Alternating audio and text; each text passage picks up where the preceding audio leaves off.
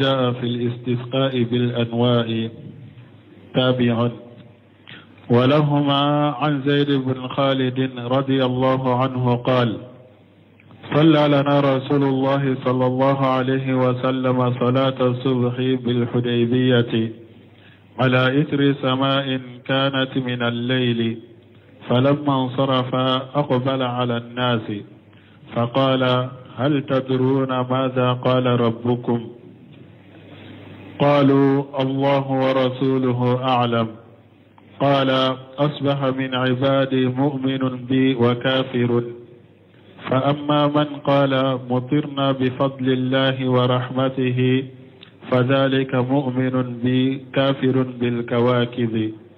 وأما من قال مطرنا بنوء كذا وكذا فذلك كافر بي مؤمن بالكواكب. بسم الله الرحمن الرحيم، والصلاة والسلام على نبينا محمد وعلى آله وأصحابه وسلم تسليما كثيرا. سبحانك لا علم لنا إلا ما علمتنا إنك أنت العليم الحكيم. أستغفر الله الذي لا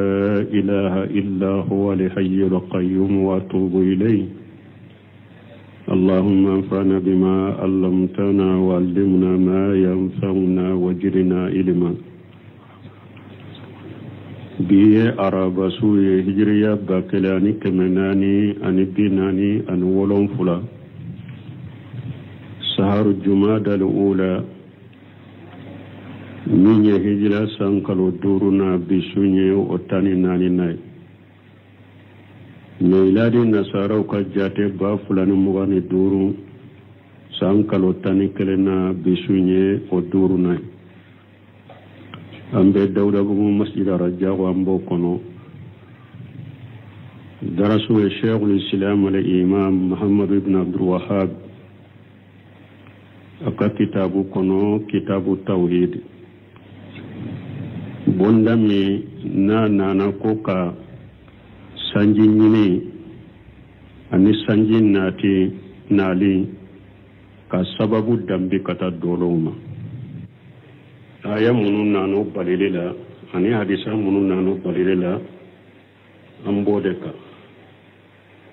sano ankado hadisa in kono sarahula diresu temene antemena hadisa minna ni ciden ko konna ni ba kam mantola jahilu kodo utu toy al imam Sheikh Ibn Baz akasarahu kono o hadisa laba ye masaila do fo ani faida do ufole nafa banka nyame Sheikh Sulaiman al-Rahili kato kitabu tawhid sarahula ako kitabu tawhid fule Sheikh nunun ka sarahu akelen keleniya kelen kele tata iben nafa ni faida do surala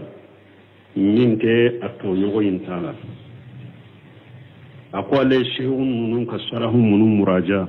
bumbaji kasarahu na kasunya akoy be faida udoya kono utuye sarahu rela aka kitabu sarahu do bang mbolo misirin kono ya keme fulani tani nani abese kata ka yoro bombe faida fulai kolen kalambaga bu kalanye النياحة مسائلة المسألة لا بأس ألا يتجوز الإنسان من أناس ليسوا ذوي حسب، وإن كانت المرأة ذات دين خوفا من أذى قومه ومضايقتهم له، وهذه عادات ولا بأس فيها بشرط ألا يكون تركه لهم لتنقصهم واحتقارهم عنده. ni hadisa mi dersu temene anjora la bunumbaji ko hadisa laba ko mashalatu konni nyem masailae la basa ako basi tala alla yatajawwaja li insan mina unasi laysu jawi hasabi ko basi tala mo e kam muso do furuli toye ko dambe tikite wa in kanat al mar'atu jatu din harina ya soro muso nye dina tikide e ya furuli toye ko pasige dambe batikite khawfan min aja qawmihi wa mudayaqatuhum lahu iya furlute mun kama nisranay ka mo ka toroma annu ka mo bidu kamuso do ka furuli toye dambe tikite me ya furuli toye mun kama nya toye nka kabila ko kana furu ni nya furu nka kabila bin toro ube nka kabila bin debu bashiti kai ka muso in furuli toye nin kama wa hajihi adatu akon nunu ni ladaude wala basa fiha bashiten ni ladaula nin tole basitala nunu ye mo ka ladauye bashiten ninna bisarati mi asarati munye ni fentila ni muso in furuli toye allan yakuna tarkuhu lahum litanaqusihim wa ihtiqarihim indahu ikana muso in furuli toye pour ko kabila nagasili koso ka toye ko parce que kabila nagasili de don ube muso in furuli ka toye pour ka jo kabila na e kana muso in furuli toye ni ninde mais ni muso in furuli toye dambe tigite nka mogo kon kana furu ni nya furu nka kabila mogo bin toro junde buya to ni ode basite ka parce que nonu nyella dawde mogo bolo ay nim famu abe komi buni mbaji banka jamana kono ya hari namma fo ambe misali ya fo ni banka jamana kono parce que do fana be hadama de ubisu ki do fenna femmi ni e yere ka jianyana ma ya be de wibe din de wi ka dinala e ko ebe muso do furu ika kabila mogo ko an ka furu nyogomate nunu nye ninto e kana fo bumbaji ko niye muso in furu lito pour kabila ko kana furu kanin de wi kanun koro pentika me kana muso in furu lito pour ko kabila ka dogoya ibolo ube ka kene o kabila ka jasili ne ka jola kana to ni we me ni e ya to in ka kabila kanin de gude bashi tika wala parce que do be mun fu he ko e kabila bi bu muso furu la kabila ala kabbo kabila e ni mana kuma ni jahilu kuma dewu ko do be ko ya ala yudilo kabila ko de la ko do fana be hada mademba toye i fari kolo korosiri kama ani nimbe degu nkinyere korosala ta ko fe nin kana degu ko dola ala mo fana haramu ya mo bolo koy ibumbaji bo nyona ko ka fatawa dola ni mu kabila do ka furuli toye insiranna kabila nunun ka tora de bashite ko fana la nin kabila masina problème bu ka kabila la de nu ye mugo tawula ka problème kacha uka ko kacha ni mugo do ye muso do furuli to nin fana kam hari ni dina tigi do eba jogo nyuma tigi do fenti kan na ka fendo toy at uka tora sirali kama fenti ka wala ube ka muso do furunu toy nka kabila kanin de nka kabila tora sababula bashiti kan nunu ka fam ni nye foloy فائدة بعض القرى يذبحون الذبائح في رؤوس الجبال لينزل المطر وهذا من الشرك الأكبر لأنه من ذبح للجن أو والأحجار والأصنام وقد ينزل المطر فيكون ابتلاء لهم. فائدة أقول ني فائدة بعض القرى أقول دقود به يذبحون جبائها في أروس الجبال وبتا كانتيجي فيهم كانتيجي كلو سانفي ibasoro kulu dobu bolo dugula samaya don wakati Allah da bu bolo do tay bakoroni do tay sakajigi do tay misi ubeta akantige kulu sanfe munna li yanzila li matara puru sanji kajige puru sanji kana wa haja min shirkil akbar akonni nyam musirki yakumba bade dugu do ben ninke ibeta kantigeli fendo kantige kulu sanfe ko puru sanji kana akonni nye musirki yakumba bade li annahu min adumuhu lil jinni ako paske ni nyede ka kantigeli ke jinnawe wal ahjar ani kulu والأسنام أنبولو وغير ينزل المطر أكو نا أدو كيرا سنجي بشكا جيجي فنادي فيكون ابتلاء لهم أدو بشكا كي سنجي بجيجي مي سنجي جيجو كوني مونيه كولا جرابي سنجي بجيجي نلا جرابي لدي donc lu fana jatela ba fo ko nyen kan tigali min kere ko sanje jigra e wonni nyonyo nyaale banka jamana ngono dugu benata douta aya fo chugo mi kuludo de bu bolo samuya don to bete ko kan tigali kala douta iri do de bu bolo douta kaburu tigido do kaburu be douta dinga do de be douta ko yoro do de be ubetu ka kan tigali ke samuya don to jama dugu ana akallata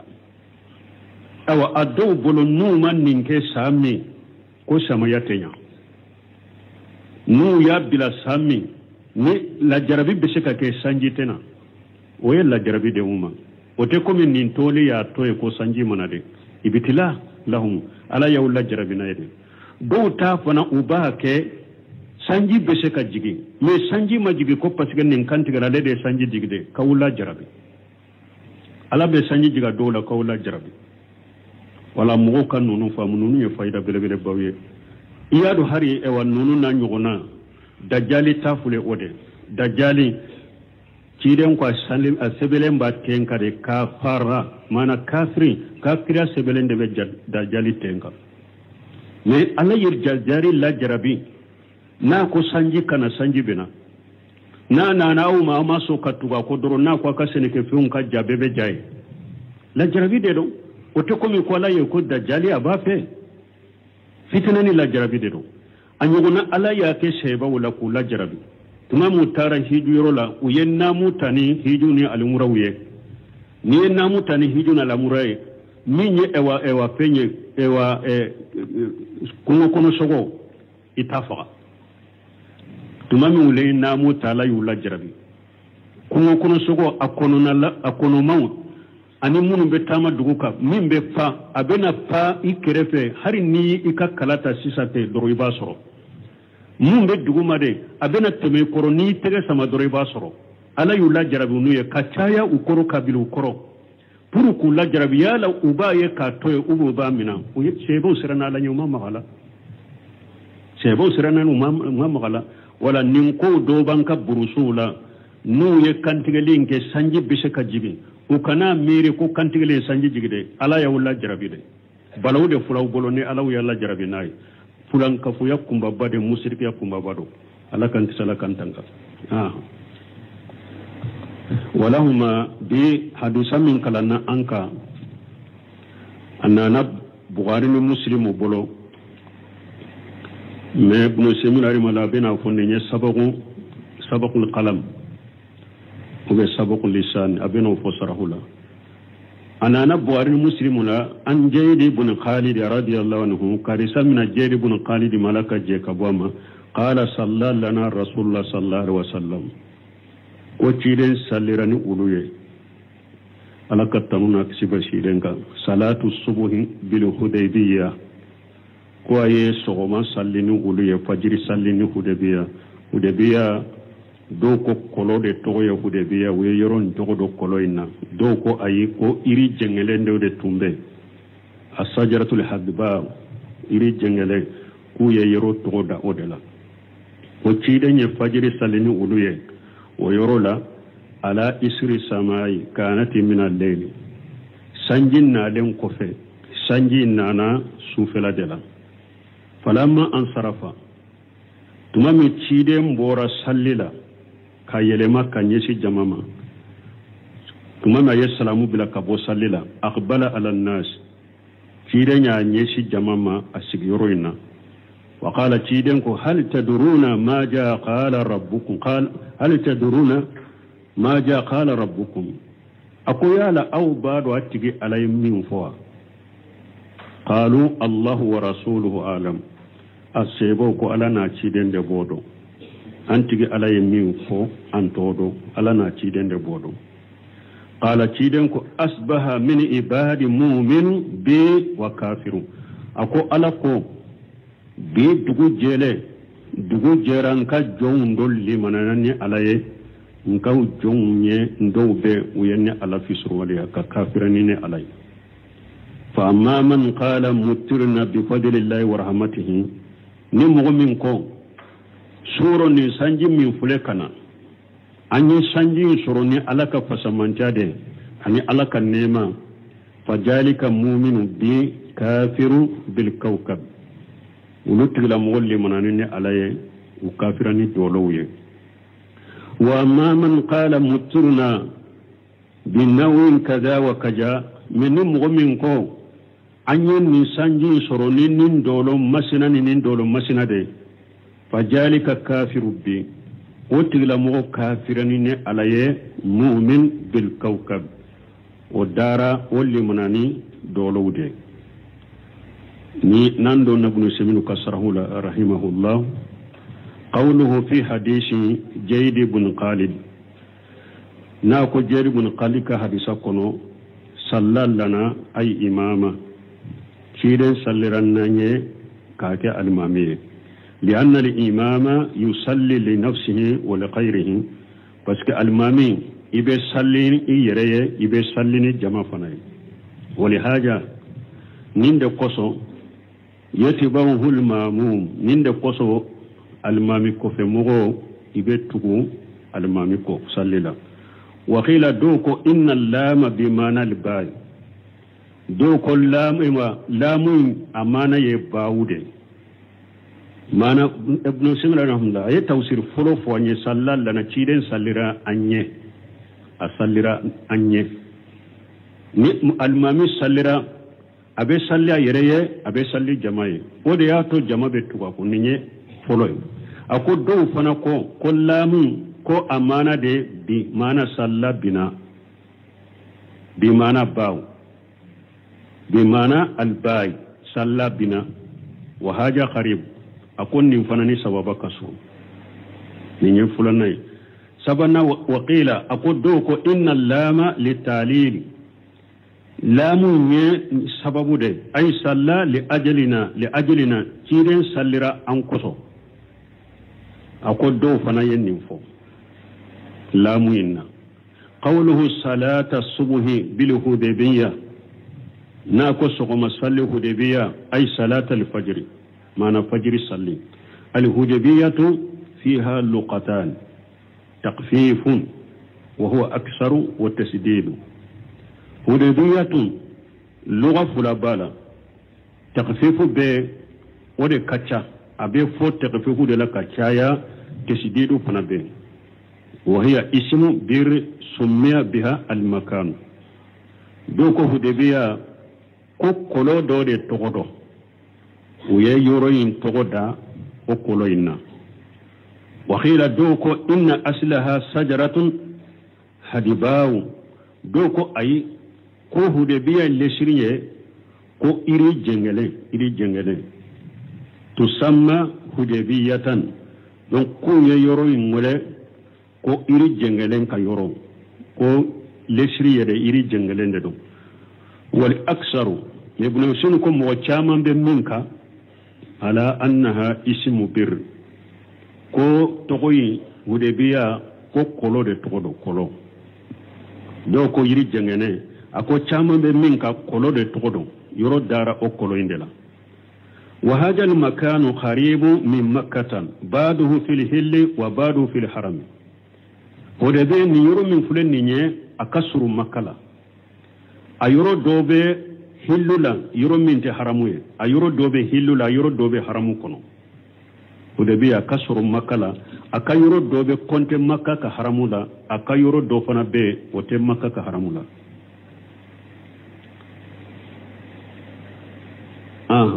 نزل به الرسول صلى الله عليه وسلم في سنة السادسة من الهجرة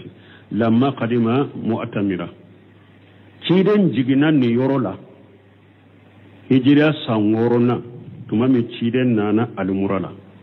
فصده المشركون عن البيت أسا مشركون يتشيدن ساقي قواتيسي على كابما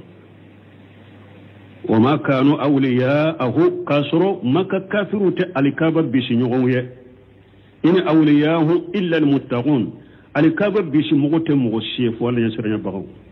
mana ciden na ka shebau ni alikaba tun kaka kateme maka mushrikuka me uye ciden na ka shebau sake wa yusamma alana asamsi ashimashi sisa ibayoro wole odela asamsi sisa ube yoro wole asamsi kudebiya yoro abe wole odela sisa قوله ناكو على إسر السماء كانت من الليل الإسر معناه العقب إسر كرم مني فين كوفي والأثر ما ينتظ عن شير أثر كرم مني نئتامنا سيسا إتامانو أثر يقول قوله وتي قوله سماء المراد به المطر ناقول ليس السماء لا ينمي سنجي قوله كانت من الليل من لابتداء القايات هذا هو الجاهر والله أعلم معنى من يمني سنجي بنين كوفي من الابتداء القايات مانا سنجي مباوغتي مانا سنجي نانا سوفه وهو الجاهر هرشا جاهر بوريرا والله أعلم ويهتمل أبشك تفنى أن تكون بمانا في لجرفية أبشك كجرفية فنى مانا من الابتداء القايات مانا سنجي نا أدامنا سوفه kana ba sane sogoma abesika kewai abesika ke jarafiya fanai mana sanjin min nana sufe sanjin min nana nin su kononai qawluhu nako falamma ansarafa ay min salatihi alladhi min makanihi ako tumami nako falamma ansarafa ay min salatihi tumami cide mbora akasallila min makanihi laysa min makanihi la nyite ni tumami sanyi ciden bora akasalli rola la nyite to yede lamma ansarafa kur tumami bora sallila akurate tumami bora akasalli rola bidalil qawlihi dalila jumambo oirana akakuma akhbala ala nasi aya nyishi mugoma na yasuru la nyite tumami ciden bora akasigi rola eska ba ko tugune aya nyishi jamama bo ansarafa ya tumama bora kasallila salamu bilala aya nyeshi jamama qawlu nako hal taduruna ma ja khala rabbukum nako yala aw badowa atigala munfo alistifham yuradu bihi tanbih wa tasghiq lima sayulqa alayhim nikide nye famu nyinu feya yala bado atigi alay munfo famu nyinu kunye munye furuku hakili jigi ku kunu ku hakili jigi anu ku dusukun kanu kata kuma illa melna wa illa nu'wate fa rasul sallallahu alaihi wasallam ya'lam annahum la ya'lamuna ma jaqala Allah ni ote cide mbado ko alaye min fo sheba todo abodo ya yunyin kamunna furu kakkunu u hakli kajige udusukun kakkanu kata cide mabe min fo uname sino cide mbado ko alay min fo sheba todo لأن الوحي لا ينزل عليهم بس وهو تجي شيبا كو ومعنى قوله هل تدرون هل تعلمون هل تدرون ما نمو يا لا بادوا والمراد بالربوبية هنا ربوبية الخاصة نتيجن كو يا لا بادوا تجي على ربكم ربوبية من فلانية ربوبية الخاصة معنى aka dammasa rububiyatul qasa de fulaniye lianna rububiyyat allah lil mu'min qasatu parce que alaka alayane alaka dali mu'min kata mu'minuna waye rububiyatul qasa kama anna ubudiyyatul mu'min lahu qasatu abekum ni alaka mu'min ya fora kata mu'minima waye ewa mu'min ya ubudiyya ni ubudiyya fora kata mu'minuma waye ubudiyyatul qasa يادو نوفنا أبين نونو فوت تاوير كتابنا أغيدو كتابنا وربوبية القاسة وربوبية الأمة بي وبودية الأمة وبودية القاسة بي urububiyatul qasam waye mu'minun ka urububiyya mais urububiyatul am kore munye dan fe be ala da ya beta waye urububiyatul amma ubudiyatul qasam mu'minu ka ubudiyatul qasam donyani baton min kakani mu'mini ubudiyatul amma be wa in kullu man fis samawati wal ardi illa ati arrahman abudan simus fin mo fembe sanka ba wolon fula duma wolon fula be ala ka jonya men nu ko mu'mini ma ala ka jon o ye jonya kere kere nde katima al fuleka ulude foya ولكن القصة لا تنافي الأمة ننقل نيجي ربوبية القصة مؤمنو كربوبية القصة وربوبية القصة من فلان نيجي أتى أمين فنجيك أبوي لأن الأمة تشمل حاجة وحاجة بس كننكو ربوبية الأمة مؤمن بيالا مغور بيالا والقصة تختص بالمؤمن من ننكو الربوبية القصة وكركران المؤمن دي من ننكو ربوبية الأمة مؤمن بولو بس هو بين مؤمن تو بين مؤمن تناتا من ربوبية القصة وكركران المؤمن درون دي قوله ناكو قالوا الله ورسوله أعلم نوكو ألانا كتشيدن دي بادو فيه إشكال نحويو أكون نحو سرى لا إشكال به لأن أعلم خبر عن اثنين وهي مفرد فيقال إن اسم التفضيل إذا نوي به معنى من وكان مجردا من ألف والإضافة لزم فيه الانفراد والتذكير لأنه سراي إشكال سراي أقول فيه أيضا إشكال معنوي أقول ما نفنا يرى إشكال بيننا الله ورسوله أعلم ما نفنا يرى إشكال بولا وهو أنه جمع بين الله ورسوله بالواوي بس الله نتشيدن فرلا يغن كان واوي الله ورسوله أعلم الله نتشيدن فلك فرلا يغن كان واوي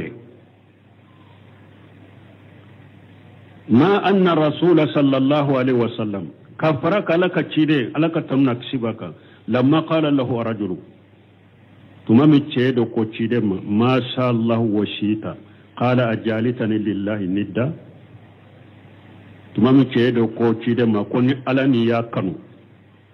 تشيدون كويبين فرالا دكا فيقال إن هذا أمر سريو بون ني إشكال من فلان يسيسا ني مغدوية أجنين كسيسا إكويا سيغوك الله ورسوله أعلم أو فنكو تمامي تشيدو كو تشيدم ما شاء الله وشيتا تشيدم كو جالتني لله ندا دونك إبه سيغو تاجابي چوكو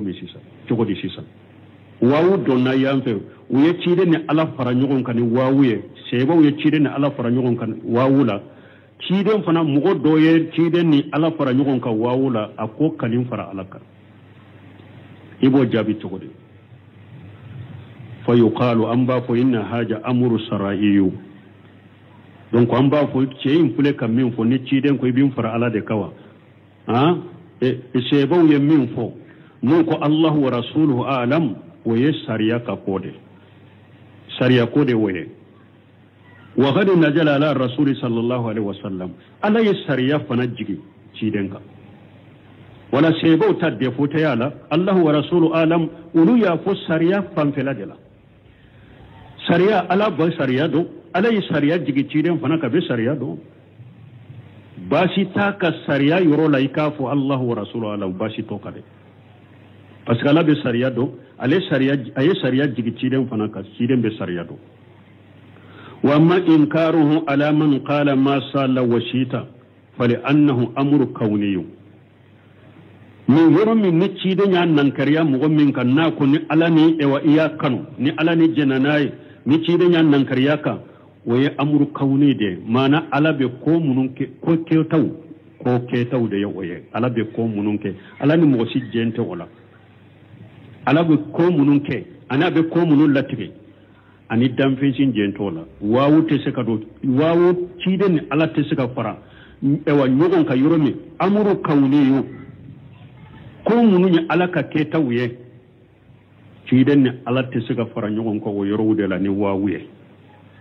wa rasulu sallallahu alaihi wasallam laysa lahu sha'anu fil umuri al kawniyati parce que ala ba ka ko munun ke ciden kan ni yoro tola ka ko tola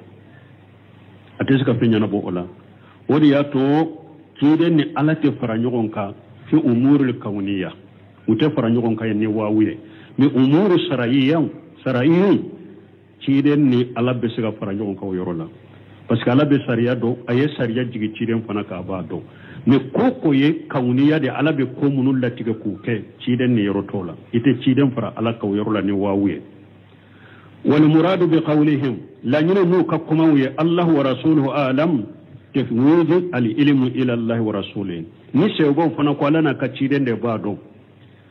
u ka kuma la nyina munye ulu fana ye doni ko u ya di ala na ka ciden ma doni u ye doni ويا ساقيكتا على نكاتشيدما وأنهم لا يعلمون كافو ولوتادو قوله ناكو أصبح من عبادي مؤمن بي وكافر ناكو نكا جو دغو جربي دو مؤمن دو لمنين على دو كفرني علي مؤمن صفة الموصوف محذوف أي عبد مؤمن وعبد كافر لا مؤمن ما انكتو دو ni ma kutu fembe man kutu naye mahajufu be mana bi dugu jera nka jondo abudu mu'minu jondo kera nka jondo kera limana jonye nine alaye wa abudu kafiru nka jondo dugu jera kafiriyai dugu jera kafiriyai wasbaha min akhawati kana wa ismuha mu'min wa khabaruha min ibadi ويجوز أن يكون أصبح فيلا ماديا ناقصا واسمها ضمير الثاني أي أصبح الثاني دغو جيرا قولا فمن عبادي مغو دوبن كجونا خبر مقدم ومؤمن مبتدا مؤخر أي أصبح ثاني الناس منهم مؤمن ومنهم كافر mogo ka ko dogo jera bi mogo ka ko kera do limanani alaye do kafirani alaye qawlu nakum famma man qala mutirna bi fadlillahi wa rahmatihi ay qala bil lisanihi wa qalbihi aw dogo jele sanji minana ni mogo munun ko anye sanji soroni alaka fasamantane alaka nemade nu yen nim fonu mogo munun yen nim fonu newye anu dusuko wal baw lili sababiyati bawu ye sababu de mana mutirna bi fadlillah ni alaka fasamanta sababa na alaka nema wal fadlul ata wa ziyadatu fadlu sonni de do alaki so ka fendo dima anika farankanke ka jidi ka fendo dima ka jidi fadlu yo ode wa rahmatu sifatu min sifatillah rahmatu man kutude do ka bola kam man kutula يكون بها الإنعام والإحسان إلى الخلق ألا كما كنت من فلانية أبيك النملية أن يميا كتا دمفهما وقولنا فذلك مؤمن بي وكافر بالكوكب ما أنا نمغم من قنية سنجي سرو ni alaka fasamantade ana kan nema ululli mananine ala yukafirani dolowe li annahu nasaba li matara ila Allah parce que nintigi aye sanji ndambi kata alama wala mu yansubuhu ila kawkabi ama sanji ndambi kata dolowma wala mu yara lahu tasira fi nujulihi bal najala bi fadlillah alemma yakusai wa dolo ama yakod dolo nobe sanji nalila ale sanji njigene dilwala ka fasamantade la donc ninde to ninkera ninde kera mu akera mu'mini ni alaye parce que ye sanji nali dambi kata ala dema ama dambi kata dolo uma abe le bolo dolo kan no shite sanji njigilila sanji njigina ni ala ka fasamanta de ninde kera sababu ale kera mu'mini ni alay qawlu naku wa ma man mutirna bi niwain kaja bi nawin kaja wa kaja al baw lili sababiyya ni mo min ko ni sanji soro nin dolo masina bawu min fule sababiya mana anye sanji soro nin dolo masina de ka sababu ye fajalika kafiru bi mu'minu bil kawkab wotigla mo o kafira ni alaye wali manani dolo wiye wasara kafira billahi ni tigla mo labana ka kafira ni alaye li'annahu ankara ni'matallahi wa nasabaha ila sababin lam yaj'alhu Allahu sababa parce que nin tigi aye ala ka neman nan kariya aye neman fana dambe kata femma ka fendo ke neman sababu ye femmi ni ala ma ke sababu ye fata'allaqat nafsuhu bihaja sababi alibdu sukun dilola ni sababula wona shiya ni'matallahi anyinana ala ka nema ko wa haja al-kufru min kafiriya min fulani la yukhriju min al-millati nin kafirata tigi bodina la de ni mo min sanji nali dolo ke sanji nali sababu de iye fenke sababu ye alama min ke sababu ye iye kafira ne alaye ne kafiriya sugu min do me bodina kono lianna al-murada nisbatu al-matar ila nawin ala annahu sababu parce que efule ka sanji ndambe kata doloma sanji ndambili min fule nyinye kata dolo imma e ya dambe kata mani sababu de walaysa ila nawi ala annahu fa'ilu ima dambe kata dolo ngo ko parce que dolo inde sanji nke na kajigi ima dambe kata dolo imma ka ke ko mi dolo inde sanji ndila kajigi illa nyini toye ala nyini yede akko dolo inde sababu sanji nana odi ato nintigi kafiriya fitini de do kafiriya kumbabate meni mogo min ye doye wa sanji dambe kata dolo makake ko dolo inde ye sanji njigi etabe ke kafira kumbabani li'annahu akon min ye kafira fitine li'annahu qala mutirna binawin kaja parce tigi ko anye sanji soro nin dolo masna de sababu ye wala mu yaqul atigi mafo anzala alaina al-mataru nawun kaja atigi mafo nin dolo masina ye sanji jiganka amofo akon nin dewa sanji jigina nin dolo masina sababu de amafo nin dolo masina ye sanji jiganka amofo li'annahu law qala dhalika lakana nisbatu limatari ila nawi nisbatu injadi parce que na yo ke kafo nin dolo masina de nin sanji jigi sanji ndambili min fule kata nin dolo ina dambili min do ya dambe katama ko ale de sanjin ke kajigi wa bihi na'rifu qata man qala akon ninye ambe mo ka qatawdo mo min ko inna lil murada bi qawlihi mutirna bi nawin kaja kullu nyini ninnin kuma ye anye sanji soro ninnin dolo masina sababu nisbatu lil matari ila naw nisbatu lil inzadi mo min ko ni mo min nyin fo ko ye sanjin do ndambe kata dolo nga ko patre dolo inde ya sanjin ke kanati mo min yenni fo ko kuma la nyine ninde nimbe o tigi ka kuma kata wiranna li annahu law kana haja huwa al murada parce que na yasru wa hadithan la nyine o deye la khala anzala alaina al matara naw'un kaja atumbe fo hadithan la de sanji jiginan ka nin dolo de sanji jiganga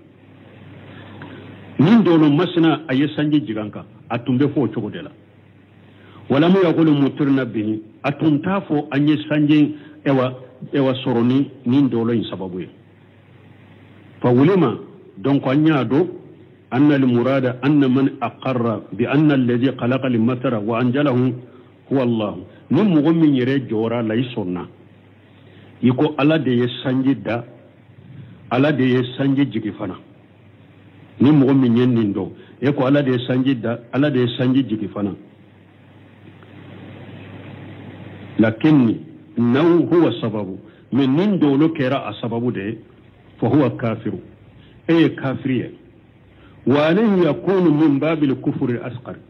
donc ika kafira de ke kafira jumaye kafira fitini alladhi la yukhriju min al-millati kafiriya min te mo la bodina kono na be mo min bolo ka fo ala de ye sanji da ala de ye sanji jigi me sanji njigira nin dolo de sababu e kafiriye me kafiriya juma kafiriya fitini kafiriya min ti la bodina kono والمراد بالكوكب النجم لا يني كوكب دولو وكانوا ينسبون لمطر إليه جاهل وتنبي سنجي وتنبى دمبكة دولوما ويقولون إذا سقط النجم الفلاني وبافو كنين دولو مسنا نابنا جالي مطر سنجي بنا وإذا تلا النجم الفلاني جالي مطر نين دولو مسنا بورا سنجي بنا وليسوا ينسبونه إلى حاجة نسبة وقت itunte sanji ndambi kata dolo mani wakati na wakati dambili fana de utunta kene na wakati dambili fana ye wa innama nisbatan sababi utumba dambi kata dolo ma ni sababu dambili de ko dolo de kera sababu ye anana fa nisbatu al-matari ila naw tanqasimu ila salasati aqsam nyenni fo bonda folola nko kasanji nali dambi kata dolo ma betila kata tila yoro masaba فلو نسبة إنزاد وهذه شرك الأكبر فلو ني أي دو سانجي نالي دامبي كتا دولوما إيكو دولو دي سانجي ندا كسانجي نجيكي نيني مشركي أكو باباي نمو مني سانجي دامبي كتا دولوما كاكي كومي دولو دي سانجي ندلا كسانجي نجيكي نيني كافريا دي أساني فلنا نسبة السبب وهذه الشرك أصغر فلنا ني سانجي نالي دامبي كتا دولو ما ني سببو دي مانا نين دولو ما سنا بولي ولا كيرا سببو سانجي نانا نابي بولو على دي سانجي ديغالا دي سانجي دا اتاي مشركيا فتني مشركا فتني دي اتاي ni e sanji ndambi kata dolo ma an min dolo ma sina bole nde wode kera sababu sanji nana etaye mushriki afitini الثالث سبنا نسبة وقت ني سانجي نالي دامبي كتا دولو ما مانا نين دولو مسنا نا بورا وي سانجي وقتي سمايا وقتي نانا نين دولو مسنا بورا نيني وقتي نانا نين دولو مسنا بورا كلمة فلا وقتي نانا وهذه جائزة نين كالتي سبنا دغالندو نين دولو كوني بورا سانجي وقتي دو nini dole bora tilamfina wakati do nini dole bora neno wakati do ha ni eye sanji ndambe kata dolo mani wakati de nin dagara bi an yurada bi qawlihi mutirna bi nawin kaja ay jana li matalu fi haja nawi ay fi waqtihi ni eko anye sanji toro nini dolo sababu de me kala nyini yede nin dolo bora wakati mi nin dolo bo wakati anye sanji soro de la abo wakati de la ha donc nin daga rabashite nina wali haja ninde koso qala al ulama doni ke bawo ko yahrumu an yaqula bin nawin kaja ko a haramu yalendo ika ko anye sanji soroni nin dolo masina sababu ye wa yazuz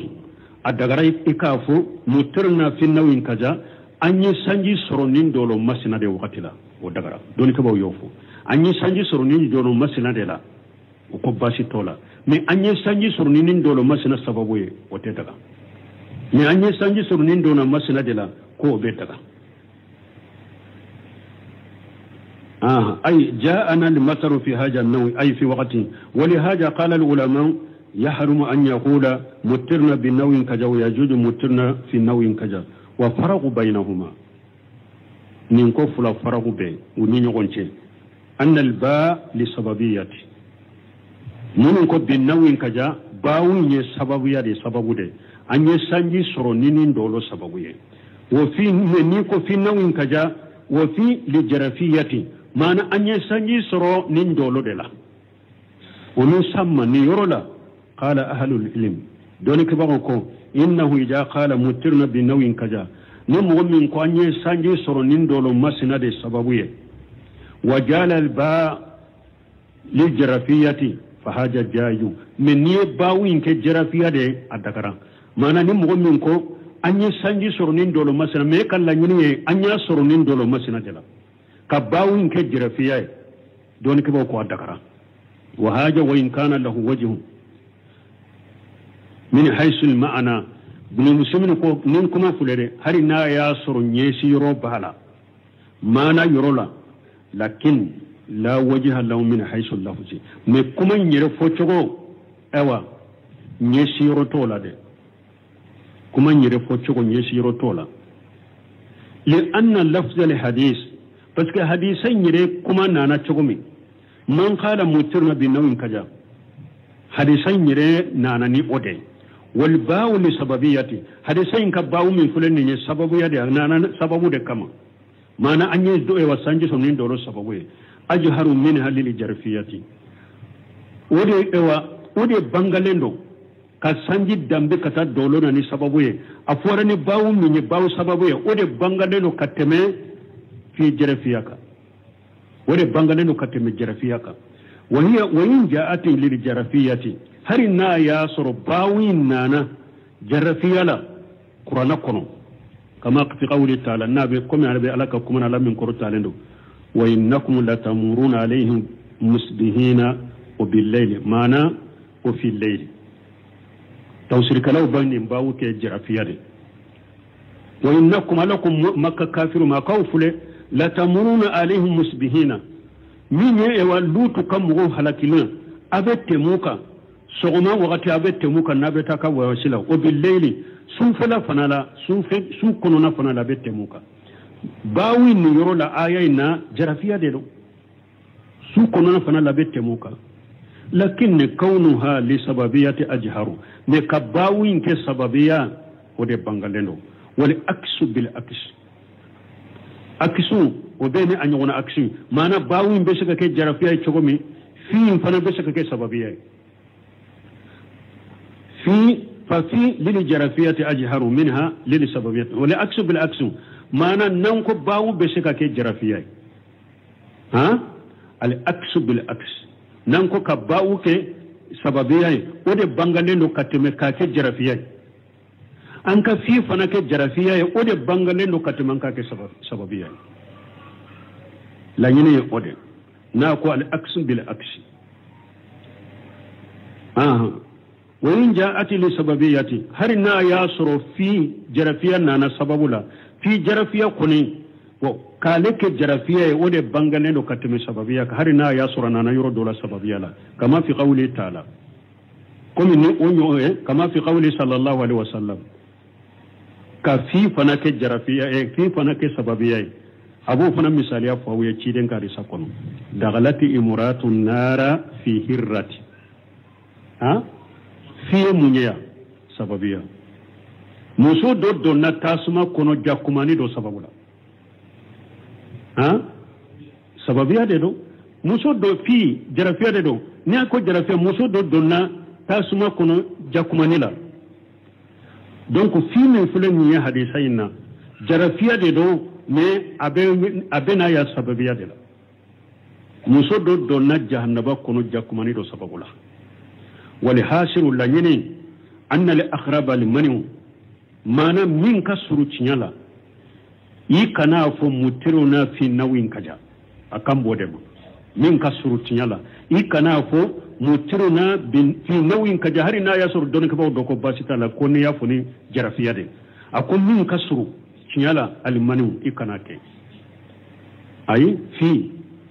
mana ka bin ke me kala nyine ka ke jarafiya ako manu be yoro de la akhrab parce que mo do ka fo bin nawin kaja me e kala nyini munye fi nawin kaja e kam la nyini bawu la e ko ne kala nyini ye jere fiyade ako doni ko do ko basi to de la wa ya amana fo ko ni ya amana la je nyasiro bala ne ni kuma fo to la je nyasiro to la parce que hadisai mana o to la hadisai na bawu de la donc ni e ya fo ni bawu e ko ne la nyini yede ne ya fo ni fi jarafiya de ako doni ko na tigi ngane si ji fi e wa jarafiya de aye bawu fo ni jarafiya de ko doni ko don adagara ne ako tuma me ale fran ponsa ka to al aqrab wal manu ako ikana fo ni ode ikana fo ni jarafiya ngane de ولحاصل أن الأقرب لمن ولو قصر جرافيته mbake kam min fode salendo e kana bayin fode hari ni e kan lanyine jarafiya de wala kana bayin fo ko e kan ngani jarafiya e manam ni ko e wa binawi ni kan lanyine fi nawi kana fo ni ode ولا كنافني جرفياني ودي كوي كلا يني يدي سبب يدي لكن إذا كان المتكلم لا يعرف من الباي إلا جرفية مطلقة من لا يصر مغمي alete bawin do fo alebe bawin do bada ko bawin ne jarafiya da ale bolo toya bela wala yadunnu annaha tati sababiyatan aleta miri ko bawin bena sababiyala fahaja jaizu akon nimbe daga parce que mo do bolo sisa alebe bawin do ata doni foye ne jarafiyate ale ko ni bolo nin ko binawin kajadelo ale la nyina jarafiya de do ale bawin do ni jarafiya de kudai akon ni bashi tala ninka bayun fo ewa ninka ewa bayun fo ni ewa fi jarafiya sababu ni jarafiya fa haja jaidu ma zalika fali awla an yaqula lahum qulu fi nawin kaja ako kafara nimbeka nin kaka an ka fo utugun ye aka fo de e ka fo de dro anye sanji soro fi nawin kaja nin dolo dela me kana fo di nawin kaja ko e kallanye ye jarafiya ayo kuma famu sisa wala e kana bawin de fo ko fi jarafiya nganyai ko ne kallanye fi jarafiya de e kana fo de dro e ka fo de dro fi nyire de jatinati e ka fo anye sanji soro fi nawin kaja afo nin chogo de la me e ka fo bi nawin kaja ka fo ne kallanye ni de fi nawin kaja e kanu de fo afo na jele nye dro fi nawin kaja qawluhu nako wa lahuma ناكو أنا نبغى المسلم لا جاهر أنه سبق قلمي ينين دفو كوفي أكو مين بانغالينو بافو سبق القلم سبق القلم مانا كلمو سبتو دي كتورا بلو سبق اللسانو بي سبق القلم بي سبق اللسانو يموني ni nembe ewa au owa tinu hutuko yandaman ode bamunan kayen ni e ba fu ka kuma do fo doro en nembe ta kuma wure fo yado akacha nennena wala nem plogotoli be kalimu plogotoli be nem plogotoli be kalimu plogotoli be ode yato be karamugo chama mbolo abe deresi munun ka be fatawa munun ka teso kalande un ka chari folo fo u ka sagi kalamme ka tente ni nem plogotola yoro mi kotle ube ni kanun plogotola yoro mu katile pour kitabu ni kataw kanata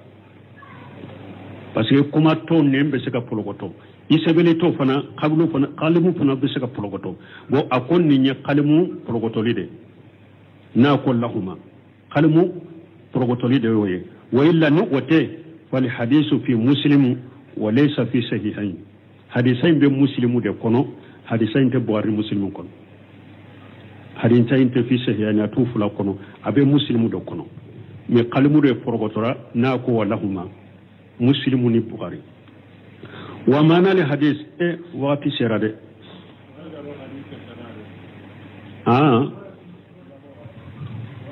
ايو ان حديثين دفرا او اندونا حديث وردلا ايوا تيبو ني حديثين دفرا با جويا سبحانك اللهم ربنا بحمدك اشهد ان لا اله الا انت استغفرك واتوب اليك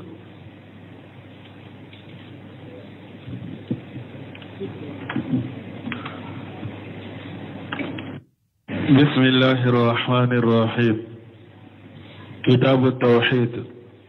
باب ما جاء في الاستسقاء بالأنواع تابع ولهما عن زيد بن خالد رضي الله عنه قال صلى لنا رسول الله صلى الله عليه وسلم صلاة الصبح بالحديبية على إثر سماء كانت من الليل فلما انصرف أقبل على الناس فقال هل